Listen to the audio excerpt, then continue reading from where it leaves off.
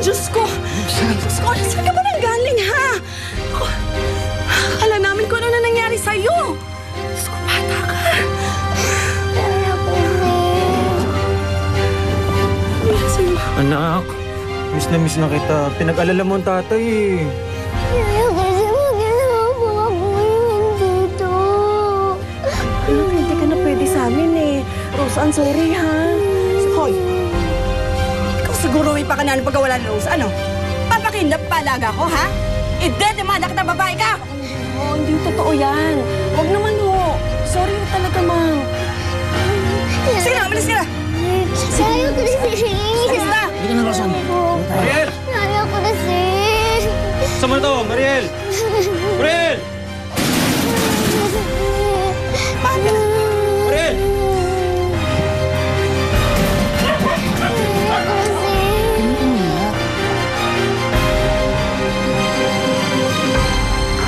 Aba, ang aga mong magising ah. Ay, naku, gagawan ko pa naman sana ikaw ng kape.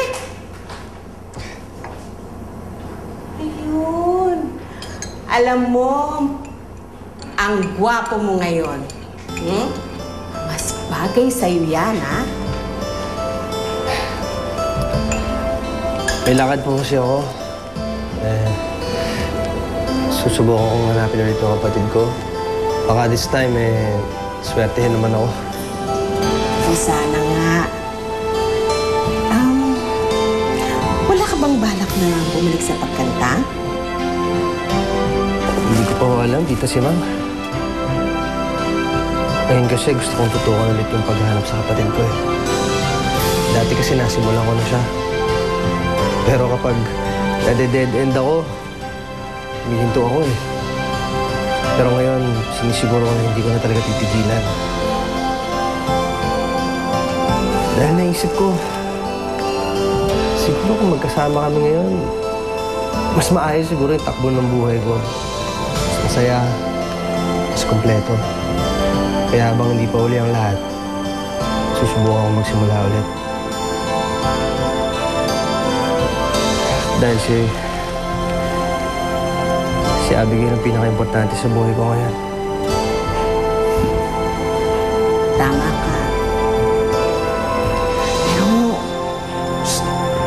wag mong isipin na nanghihimasok ako, ha? Hindi mo ba babalikan si Vicky?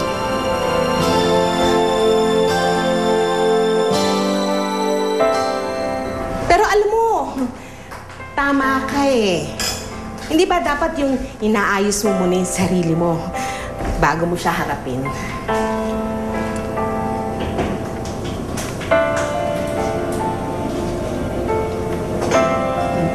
Sige ho, Tita Simang, mauna na po ako. Sige, kaawang ka ng Diyos, anak. Andre, nakita mo ba si Eric? Naku, yung maaga doon siya pupunta ng restaurant eh. Kanina pa umalis. Paano? Ano naman ako ah.